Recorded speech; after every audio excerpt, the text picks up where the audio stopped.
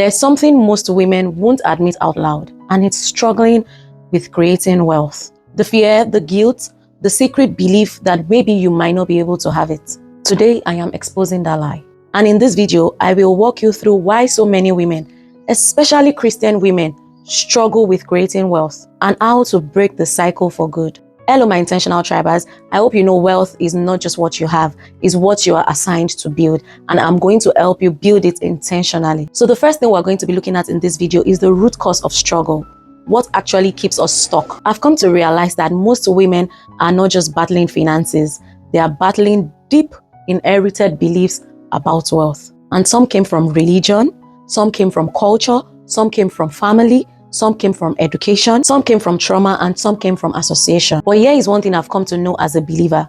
Poverty is not a fruit of the spirit, and neither is struggling paycheck to paycheck while carrying purpose. Because the Bible made us to understand that God's desire for us is abundance and prosperity, and His blessings make it rich and added no sorrow. God's desire for us is wholeness, and that also includes your wealth.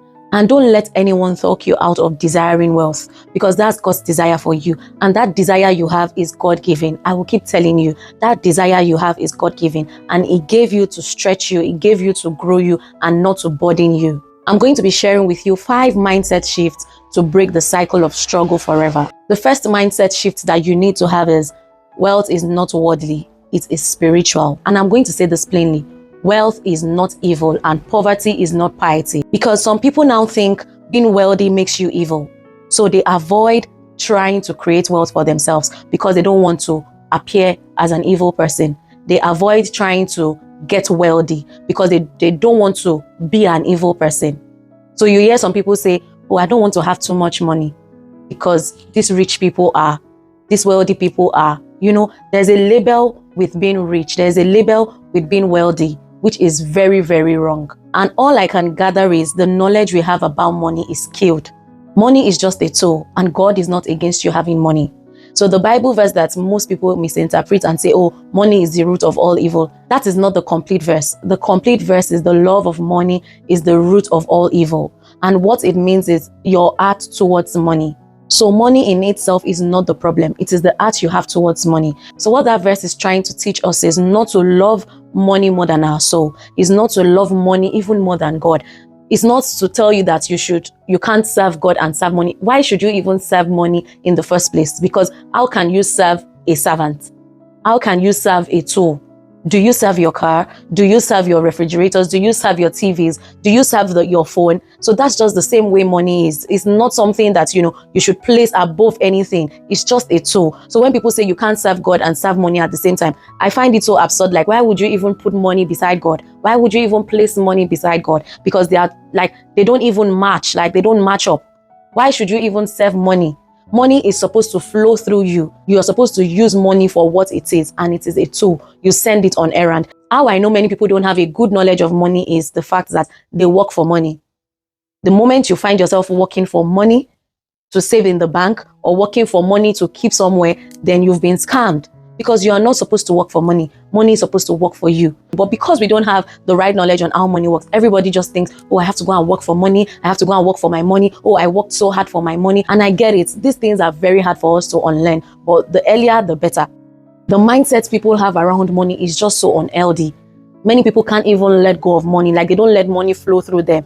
The moment they have it, they just want to hoard it and keep it till the rest of their life. No. That's not how money works. You're meant to send money on errands to bring more for you. You're meant to use money to acquire knowledge, to acquire skills, to do so many things. It's not you hoarding money or trying to make money your lifeline. The second mindset shift is wealth requires wisdom and not just work. Like I said, we've been taught so wrong that even when you want to create wealth, you don't know how to. So the only thing you resort to doing is to working hard. And hard work alone would not help you create wealth. Hard work alone does not even guarantee you that spot. Because if it did, everyone working 2 jobs will be wealthy by now. Every bricklayer will be wealthy by now. Every market woman will be a multi-billionaire by now. So that should send a message across to you that it's not by hard work. Wealth is birthed from wisdom, structure, and strategy. And that is why the Bible says, wisdom is the principal thing, and in all thy getting, get understanding. And it goes further to say, through wisdom, a house is built, and by understanding, it is established. So what does this tell you? Wisdom is the foundation of wealth, and all the wealth you desire is hidden in wisdom and not in hard work. So instead of trying to work harder, why don't you seek the wisdom it requires to get wealth? And don't just stop there. Understand the principles that create it, because you cannot pray your way to getting wealth. You need to understand the principles that govern this wealth territory. The third mindset shift I want you to have is, you can be holy and wealthy. This will set someone free, because some people think all these holier than thous, they cannot get wealthy because they are holy. That's why they are not wealthy. And that's why we need to start flipping the perspective and start changing this narrative, because you can be holy and still overflow. You can love God deeply and still live in abundance. Because in fact, I think that should even be a reflection, because God is a God of abundance, and his desire for you is to live in abundance and not in scarcity or in lack.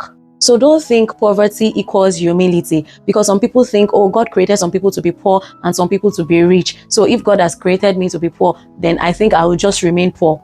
Please erase that mindset. That is a very false mindset to have. God did not create anybody to be rich or anybody to be poor. He gave everyone the power to be rich. He gave everyone the power to get wealth. So you being rich or being poor lies solely on you and not on God. And to even think of it, if you have a purpose while you are here, why should you lack? Because provision is tied to your purpose. All you have to do is just to step into your purpose and overflow. Like I'll always tell you, God created you for a purpose. You are not random. God did not just throw you on earth to survive. No, he sent you on here to restructure it. He sent you on earth to restructure it. He sent you to dominate it, to subdue it.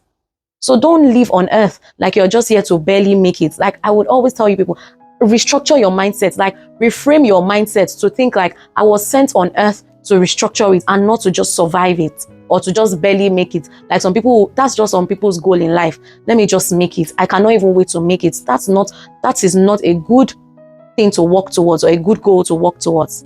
Your goal should be, how can I restructure this earth?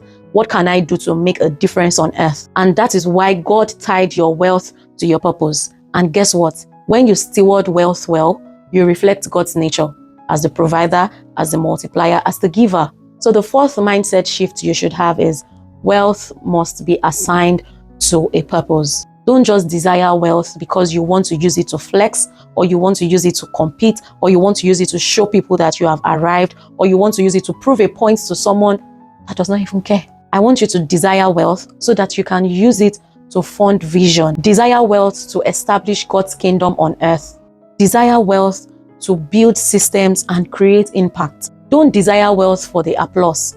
Don't desire wealth for the hype, because that is what the Bible speaks against. And that is why people are scared of creating wealth or getting wealthy. So you need to check your heart as well. You need to check with yourself. Why do I desire wealth? Why do I want to get wealthy? Do I just want to get wealthy because I think it's a good thing to do, or it's a good place to be, or because I want to use it to establish God's kingdom? I want to use it to make an impact. And if truly that is your desire for getting wealth, then nobody should make you feel bad. Like nobody should talk you out of it. Because when wealth has a mission, it becomes a legacy that lives beyond your lifetime. The fifth mindset shift is, stop waiting to be ready. You don't need to be perfect to start creating wealth. You don't need to be perfect to prosper. All you need is just to be willing to renew your mind and rebuild your structure. I will always share my testimony of the hidden secrets of wealth with you, because that book shifted my perspective about God. All I thought I was doing while writing that book was just writing an ordinary book, because the Holy Spirit asked me to write a book. So it was not like I knew the title of the book I was writing, or I even knew that that was the book I was writing.